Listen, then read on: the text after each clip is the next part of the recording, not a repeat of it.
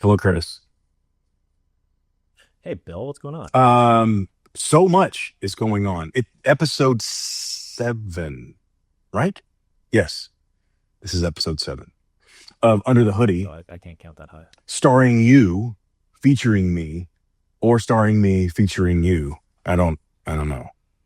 I feel like starring is, too grand of a word for what we do. I agree with you. Okay, let's say featuring, Yeah. featuring you and me, Curtis Sicalo and Bill Fowler. Curtis, our resident AI maker, creator, producer, developer, CEO, and me playing the role of regular Joe, color commentary, the user of AI, the yeah, what's a good term for that? Just a guy out in the world doing business and trying to incorporate AI into his everyday life. This is episode 7, the first episode of our second calendar year. We're recording this on January 26th, the year of our Lord, in the Gregorian calendar. Right. The Chinese year of the rat, I think. Right. Mm, That's all I got. I have no idea. That's all I Maybe. got. All right. It's a great intro. Yeah, thanks. Thank you. And I'm nursing a little thing. Like right now, there's an ice storm here in Texas. I can't leave. No, I guess I could leave my apartment, but there's nothing else going on. You're used to this. You have snow on the ground in Ottawa, yes? Yeah, it looks like Hoth outside, I could go cut open a animal and live in its belly for a few days. What's that animal called? Might be fun. What is the animal called? Is it Hoth? Yeah, Hoth. yeah. What? Ooh. Oh, I don't know. A tauntaun. Damn it. Revoke my nerd card. Ah, damn it.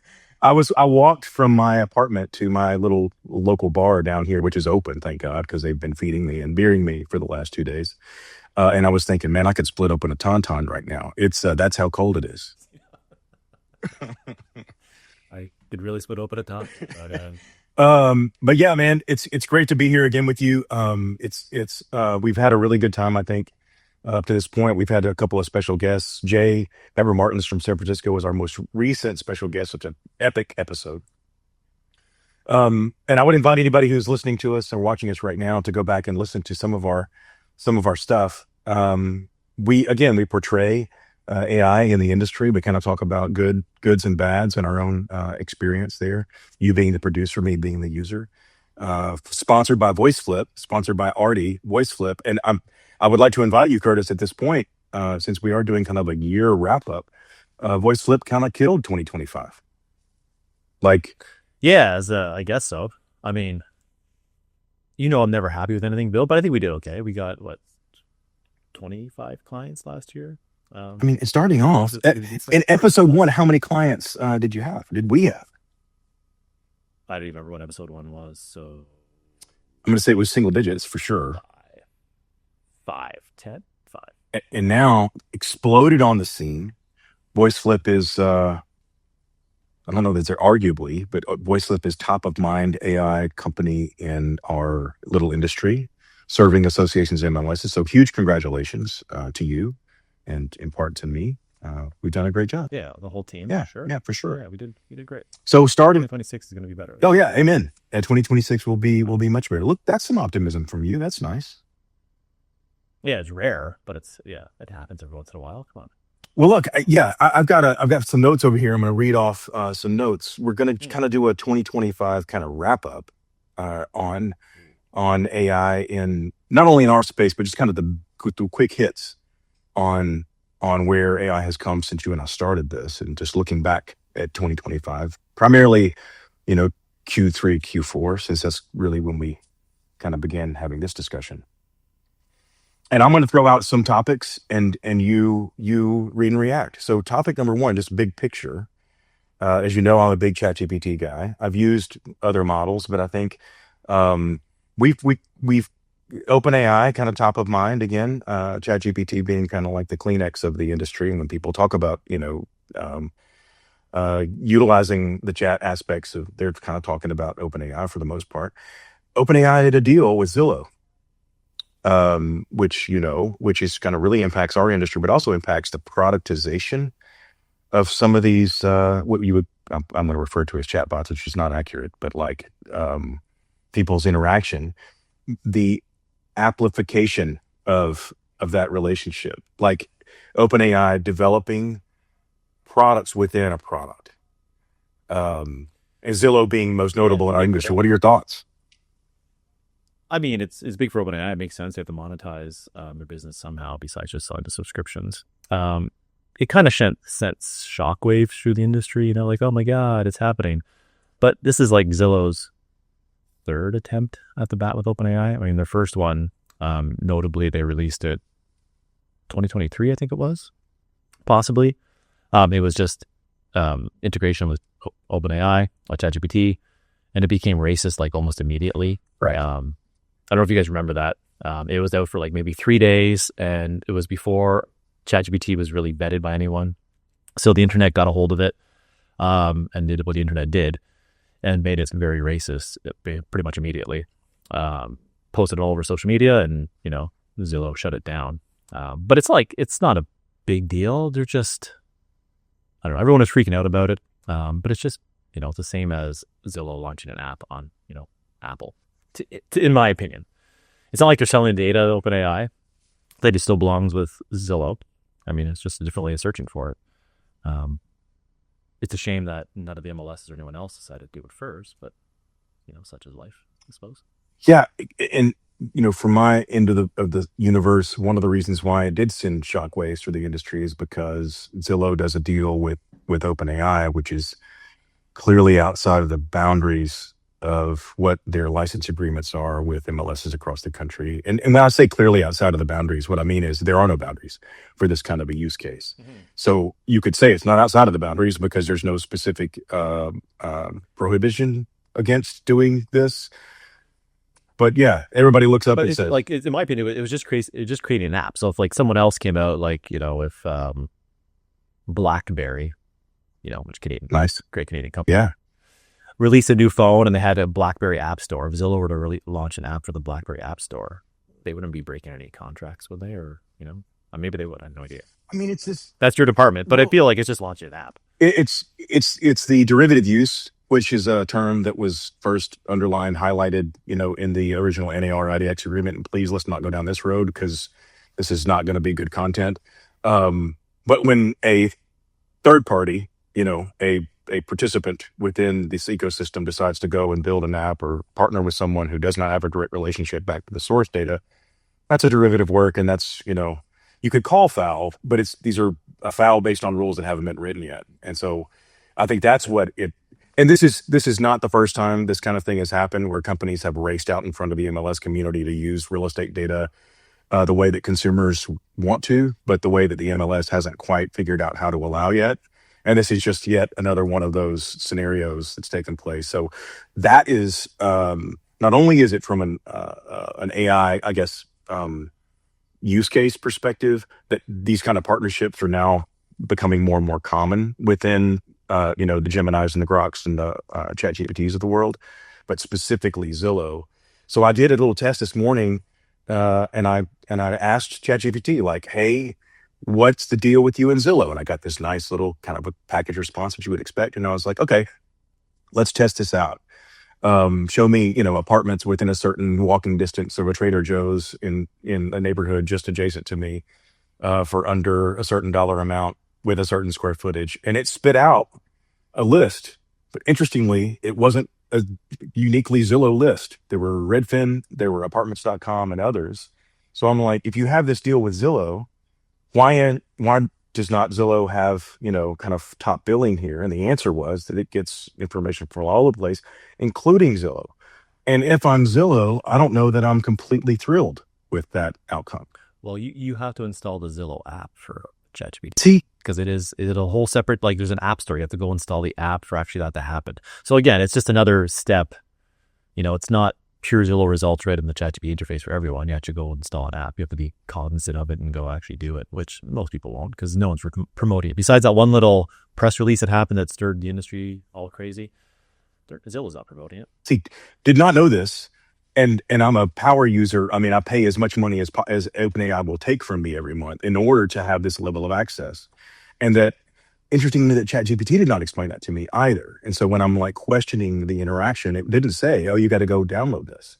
It was kind of like there was a lot of justifications within the answer there. Yeah. Yeah.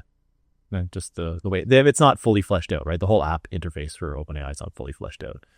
Um, Yeah. they're still a startup. Well, and then the secondary, Every hour. the follow up question was, I want to see an apartment this weekend. So of this list, can you schedule me? I knew that wasn't going to happen, but I wanted to know why that wasn't going to happen. So the whole agentic thing, it seems like we start panicking or start maybe reacting and digesting the usage of AI before it's really fully available. Yeah. Yeah, for sure. But I'm okay with that. Yeah, I'm okay with it too. I like throwing things into the fire and letting them break and see what sticks and see what works. I don't know. I got another one. So point number 2, next, if you're ready. Do it. OpenAI becomes an enterprise infrastructure. So not only are they doubling down on their devs, their 5.0 came out, and we had that discussion. But also they're building infrastructure like giant warehouses, and they're investing in the hardware here, becoming a major player in, I guess, the CPU and the GPU environment. So can you explain that a little bit? I mean, like how that works and how that has relevance to a person on the ground like me? Sorry, the fact that OpenAI is building like data centers and all yeah. is out. I mean, so every single large language model requires a insane amount of compute power, which is generally a bunch of servers running video cards, and like enterprise level video cards, not the ones we game with.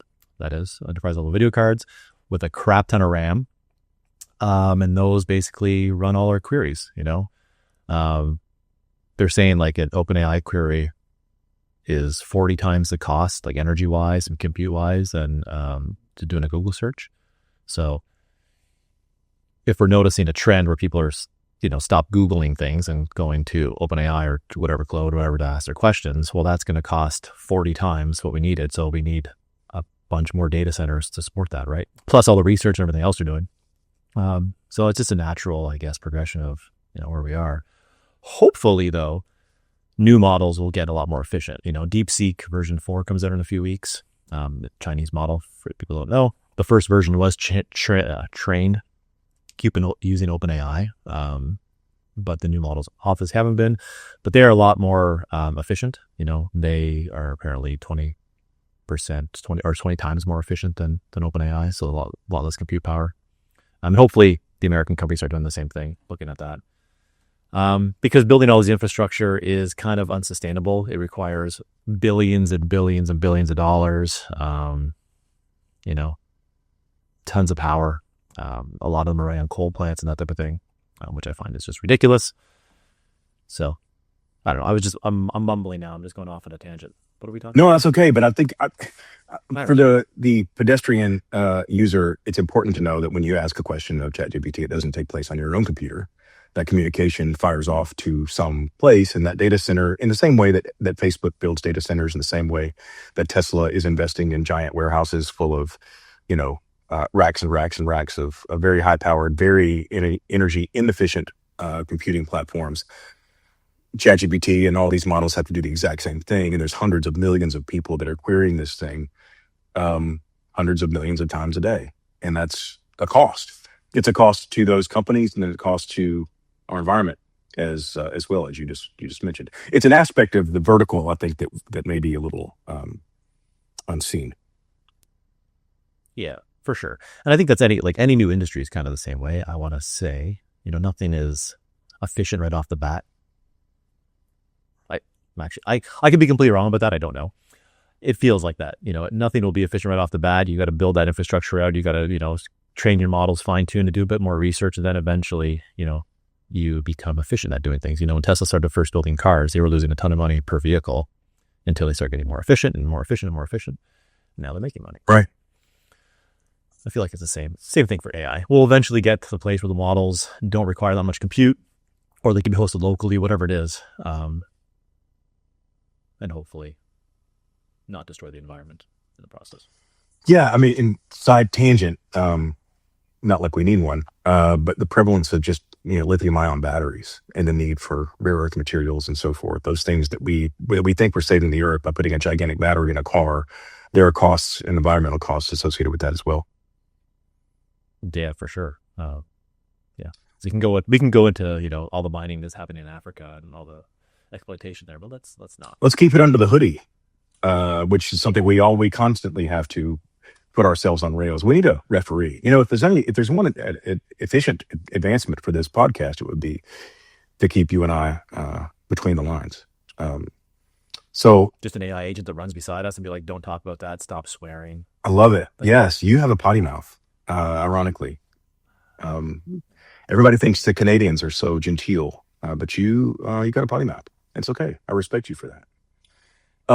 Hey, point number 3 that has no more relevance within our industry is we talked about this on our team call just a little while ago, but the state of California passed legislation. They actually passed it back in February of 2025, and it went into effect on January 1 of 2026, just a few weeks ago.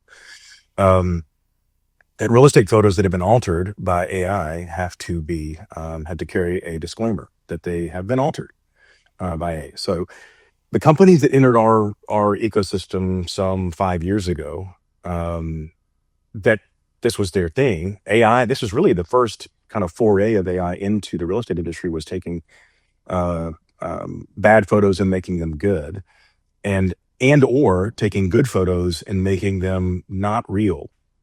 So brown grass turns green, a telephone pole in the front yard goes away, a messy room becomes a clean room. You get the idea.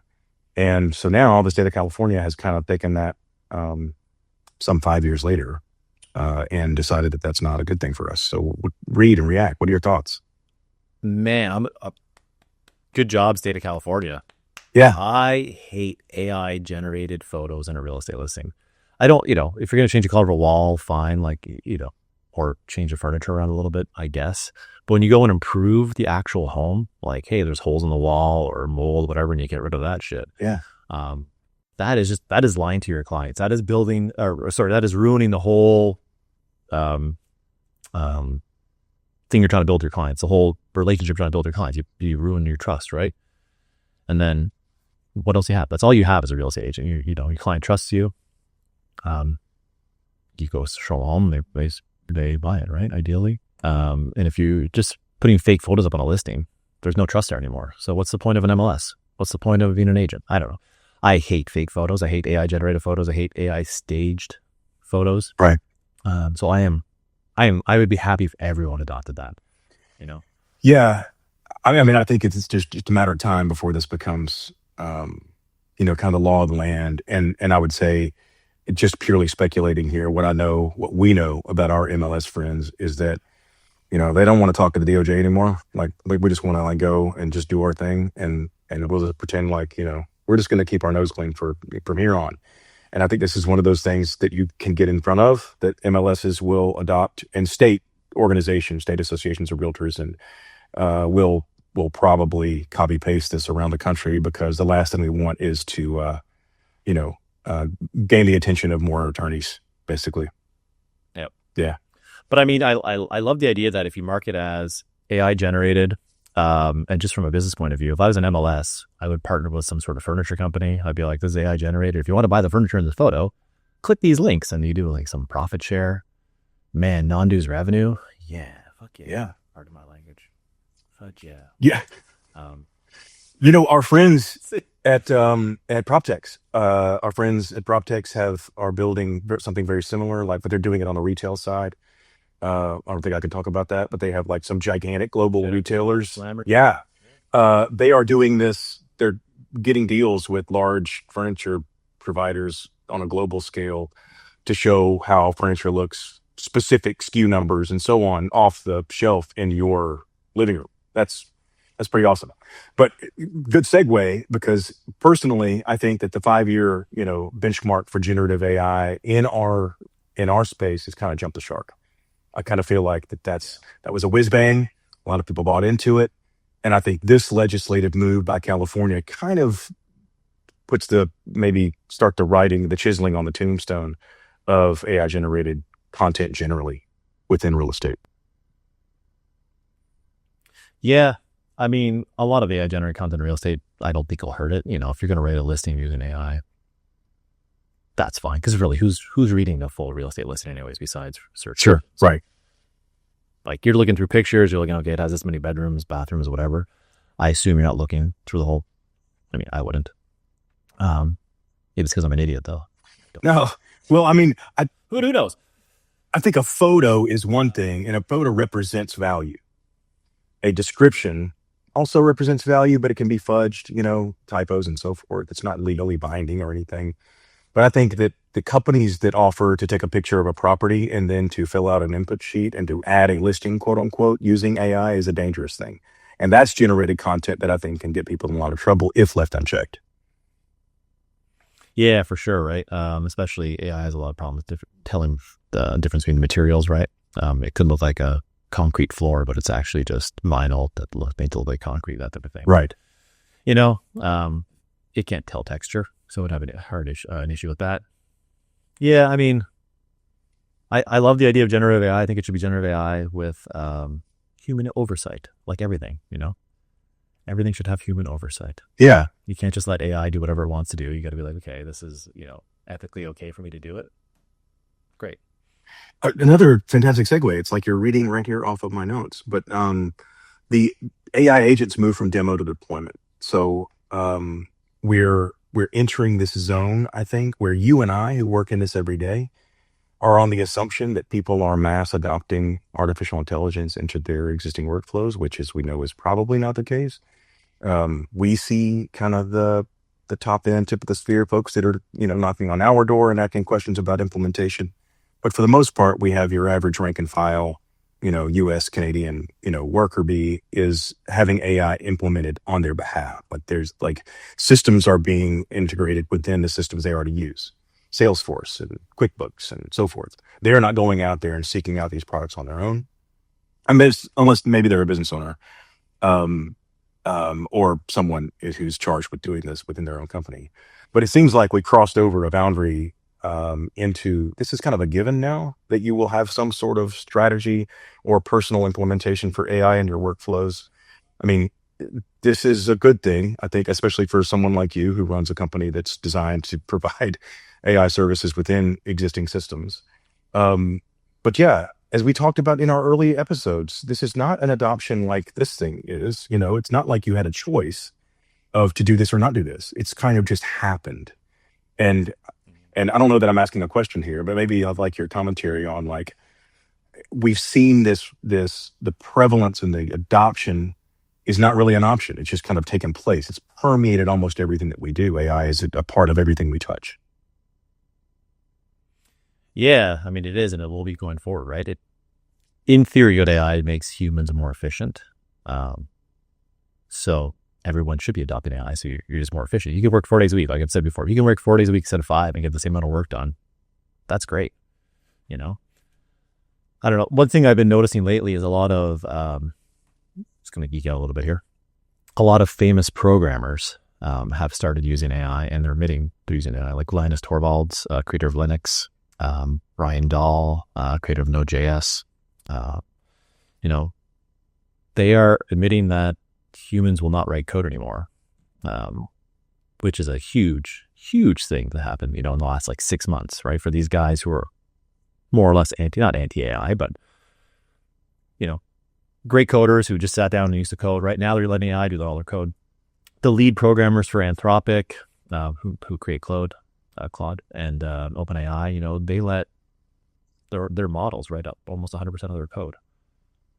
I mean, that's a huge shift. So I'm very excited by this. I think people are gonna be less worker bees and more what do you call those guys? Orchestrators. Yeah. Conductors. What's that word I'm looking for? Mm-hmm. Conductors. Yeah. Thank you very much. Mm-hmm. Are these guys that you just mentioned, and I assume that you have baseball cards of them or posters on your wall, I do that. Little action figures. Are they? Did they begin as kind of oh, this is never going to happen, or there's never going to replace developers, or? I think every good software engineer probably started that way. I mean, when AI first came out, because the code it wrote back in like 2022, 2020, and up until maybe 6 months ago was still kind of crappy, right? But we kind of reached the point where you can write the code, and even though it's spaghetti code, it means just like shitty code that's all over the place. You can get your AI to kind of improve the code, or there's a bug, your AI fixes the bug. So you really don't have to understand your code base 100% like you used to before. That being said, I think that actually harms us in the future. I think having to know all this stuff makes you a better programmer, makes you a better engineer. You kind of have to be in the trenches for a little bit before you can do all this stuff. And I think that probably, translates to any job, I'd imagine. Yeah.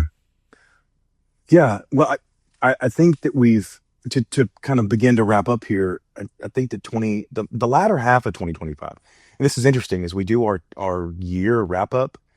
You really can't do a year wrap up in this environment. You really have to do almost like a quarterly wrap up, and that's even maybe too lengthy of a time frame. Things are changing so quickly, and even in our business, things are changing. Our notoriously sluggish business, things are changing so rapidly that a yearly wrap up seems ridiculous. But I wanted to ask, like, as we, begin to wrap up the wrap up, a lot of things that we started talking about as possible when we first started this discussion are now just assumed. I'm still stuck on the adoption thing again, going back to the iPhone, for the example being that I just upgraded to an iPhone 17 and I've been using a 15 for, since it first came out. That was my option. The service provider gave me the option of upgrading. Whereas I think in the AI industry, you open up Claude and here's the new version. You open up Gemini and here's the new version, and so forth. The decisions of your involvement are being made for you. You don't really choose. This is not a rollout. It just is. And is that a good thing? I'm not trying to decide it's a bad thing. I just wonder. It's such a change of how technology is being developed.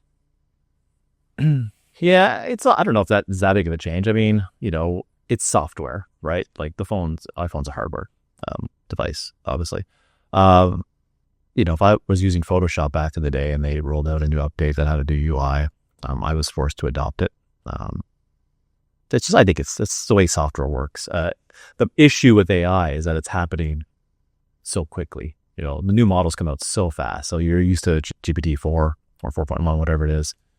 5 months later, 6 months later, 5's out, 5.2's out, whatever it is. It's just happening so fast. So everything you're used to kind of changes quicker. But I mean, you're just chatting with it, so it's not gonna affect you that much. Besides, if the models get worse, like was it 5 that came out and the model was much worse than 4.1? Yeah.